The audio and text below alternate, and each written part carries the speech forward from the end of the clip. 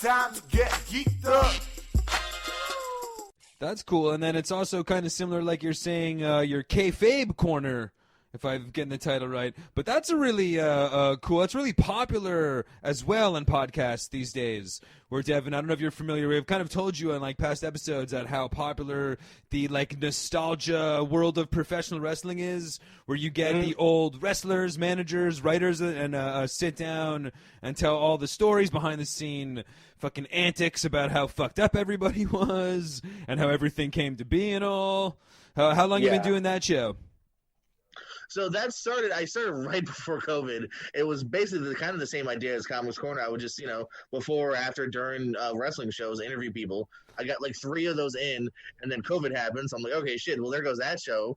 But then, Zoom and everything came along. So I was like, oh, okay. And in a way, it was kind of easier. It's easier over Zoom because then you can finally get people on like an off day instead of trying to rush in the middle of a show. Hey, can I get 20 minutes? Sit down. Oh shit! Everyone's walking by. It's loud. Ah, damn. It's kind of nice over Zoom. You know what I mean? You can get them in. Yeah, for sure. That's what we've actually learned with our podcast. Everybody, especially now, is super used to it. So now, have you pretty much just talked with like local? Because you said that you do some stuff on the local Florida wrestling scene. You like on the indie circuits and all, or? Yeah, man. Yeah, I help run RPW Wrestling here in Florida. We run in Fort Myers, Ave Maria, all over the place. I'm involved with Tampa Bay Pro Wrestling, Full Throttle Pro Wrestling, ACW. Nice. All the indie circuit. Now, like, tell the peeps, are we talking like high school gyms? If you've seen the Mickey Rourke in The Wrestler, we got Jimmy Snuka showing up. I mean, as far as arenas go, man, we're literally wherever we can set up a ring. I mean, nowadays, back in the day, it was a lot of high schools, rec centers, but literally now, like, it's a lot of bars, it's martial arts arenas, it's backyards. It's still to a degree, like, if we can set up the ring, if it makes sense feasibly to, like, we're not greedy. If we can break even, for sure. Much like comedy, as we can all attest to in the comedy world. It's harder space wise, but it's the same idea of just like, we'll go wherever, man. On Sunday we're at the Buddha Live, which is a bar. Wow. Jeff Hardy just yes, okay. I want to talk about that because you just said Jeff Hardy just performed there, right? Yeah. But he was not wrestling. He was like, I saw the video of this like as well. 80s and 90s songs, right? He was doing Pro Jam stuff. Yeah, he was doing an acoustic set from Jeff Hardy. Dude, mind blown. When you told me you were doing like working the Hardy show, I was like, oh, dude, like wrestling. I thought wrestling. Yeah. And then when I saw the video, me I was like, figured wrestling. No fucking way. And I would have loved it if I would have actually gone and like thought I was like, I'm gonna go see one of the Hardy Boys wrestle. It's like, no way, brother. I'm fucking singing Glycerine by Bush. Never advertises matches or anything. Because of that, it led to a show that will have matches. Sunday will be a full event. Okay. It was like a Rambo Rocky kind of thing. You had to tape his acoustic set to get him in the ring for an actual fucking match. Oh no, he won't be wrestling. I don't want to false advertise that. He will not be wrestling. WWE exclusive still at the moment. He's under a very exclusive contract. But because of it, the bar saw that like, oh, okay, cool. Fans give a crap about wrestling. The Buddha Lounge will we'll have you back. All right, nice. It worked out well. So that's fun. No, that's fun. And you said you've done backyards. Is that like that was a big thing a while ago? The whole backyard wrestling, and that honestly is how a lot of guys got started. And in today's wrestling age, which kind of we'll talk about maybe, but I don't really follow the contemporary stuff as much. But haven't a lot of like the real famous guys from today? You got like their start as backyard wrestlers, and like not even on the indie circuit, but like on them and their friends doing stunts in their fucking backyard. We're in that era now, man. We're in that era, and maybe even starting from the last like really 15, 20 years ago era. That's the era now, is that people are they were fans growing up, and that's what you do with your buddies, whether it's on a trampoline or just simply on grass or whatever.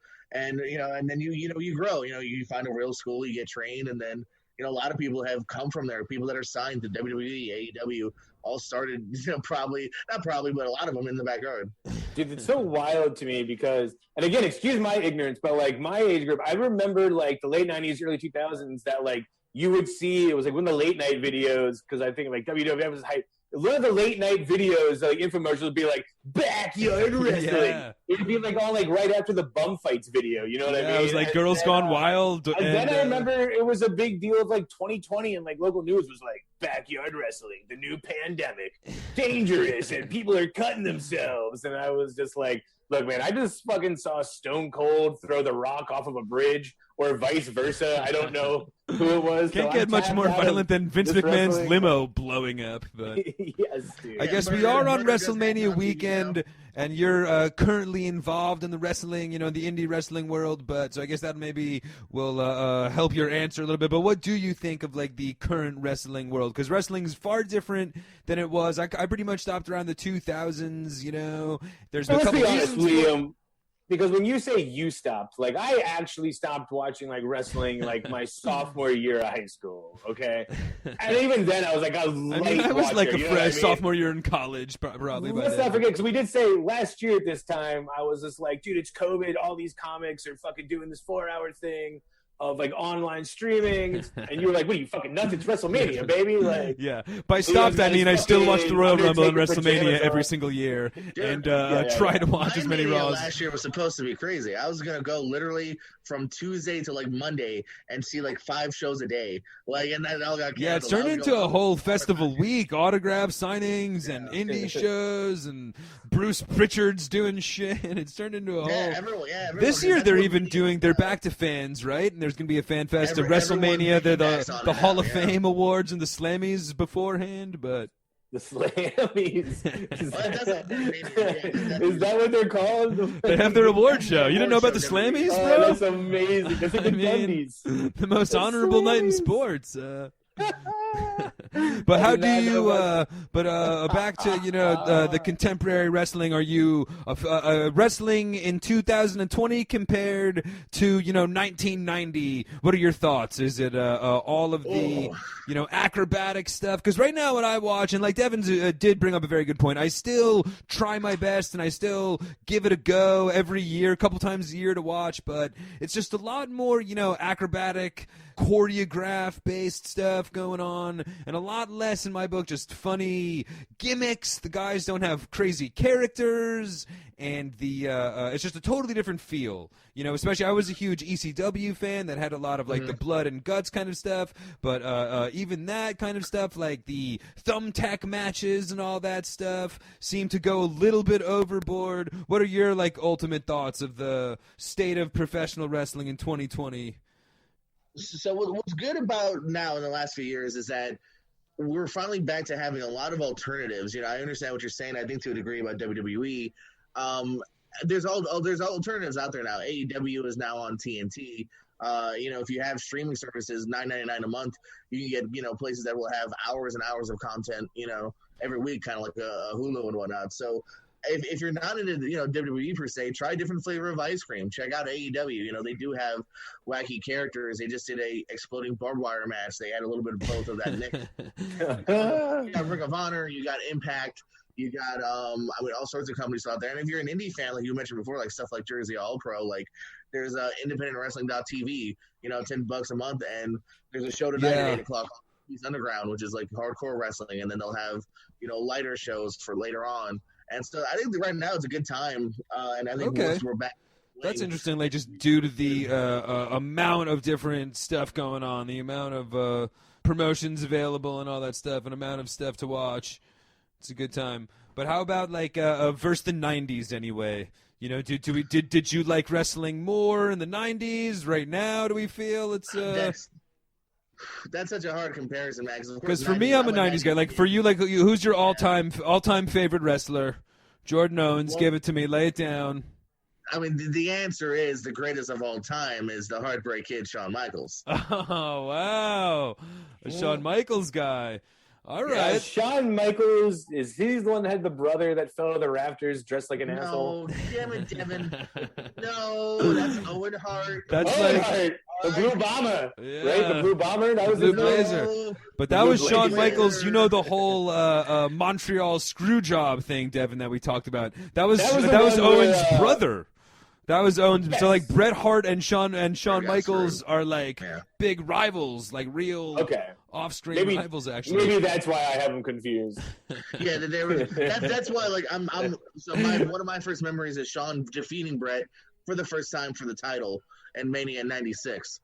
okay, So at that's the why I'm a big Alamo fan, Dome. I think. Yeah, no, that's Shawn how- Michaels is definitely he's kind of thought of as like the best in-ring wrestler. Like his matches are the best, but he didn't necessarily have the hilarious promos like Stone Cold or like the overall just craze around him like the Hulkster. Because I'm a Hulkster guy, so I still say best wrestler of all time is like the 1987 Hulk Hogan. Wrestling, if you talk about the actual in-ring work, I mean, Hogan was a relatively boring wrestler. Yeah, no, for sure.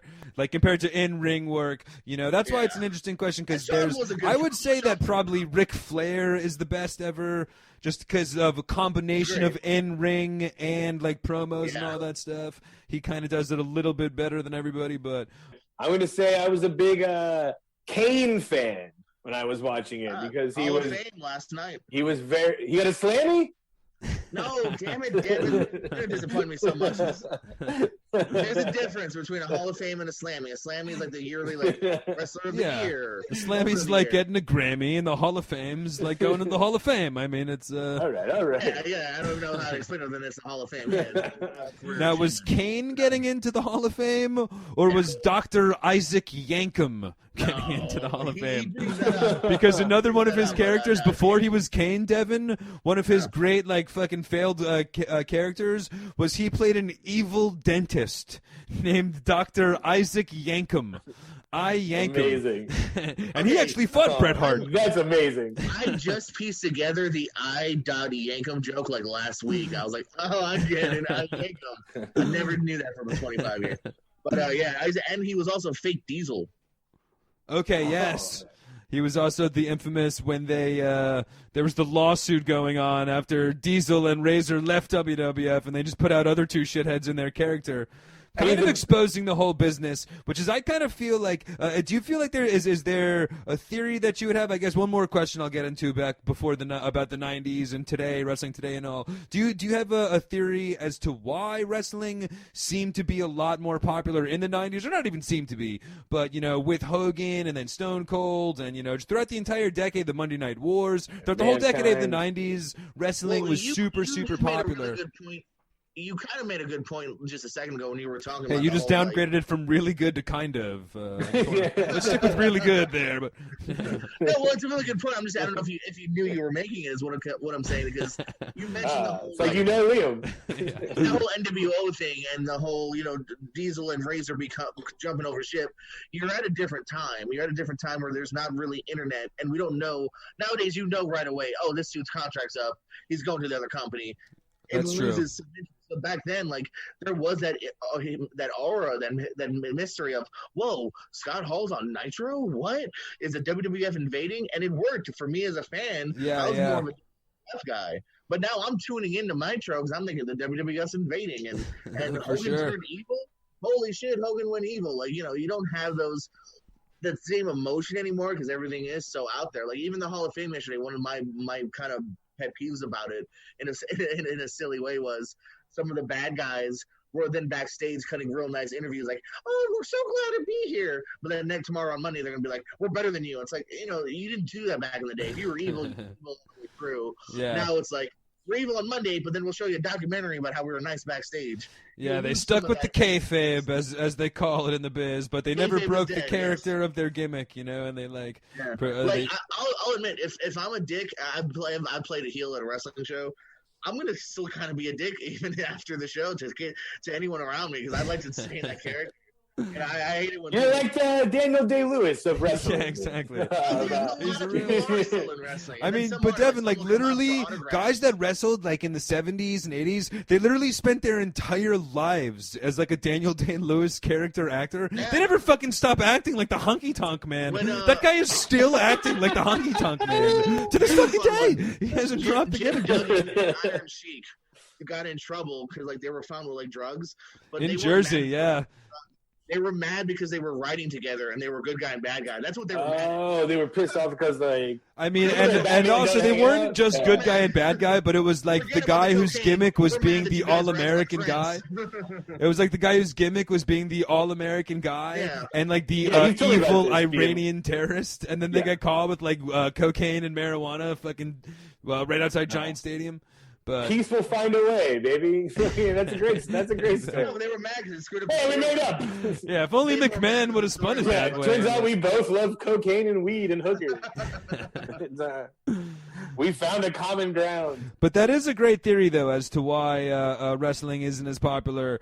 I would kind of say, like, in a similar thing with just the times, but as well, I feel that UFC, like, becoming super popular has taken away from a lot of WWF's audience, especially because, like, now we are living in the day where you kind of have to. What's up? That's died down too a bit. I'd say that was more the case 8 years ago. But like just in terms of the fact that they have now come out and they don't call it like Wrestling Federation, they call it Wrestling Entertainment. They've pretty much like broken down the wall of it being real or fake, and now there is like a super popular competitive real product. So if like there is, and so now when wrestling they kind of have to go very choreographed. Like there's no reason for them to pretend that it's real, because if you want to see real action, you can watch UFC. So they're kind of pigeonholed into having to pretend like it's fake, you know, and like try to do as best they can with that. However, guys like me still miss the days where like you were holding on to the illusion that the Hulkster really was hulking up and fucking kicking out at the 2.5, you know. But I'll say this though: do you think out of because here's where I get to know things. Do you think out of any wrestler though, that's like every wrestler, the one who's the biggest that probably went from like the ring to like Hollywood, it has to be The Rock, right?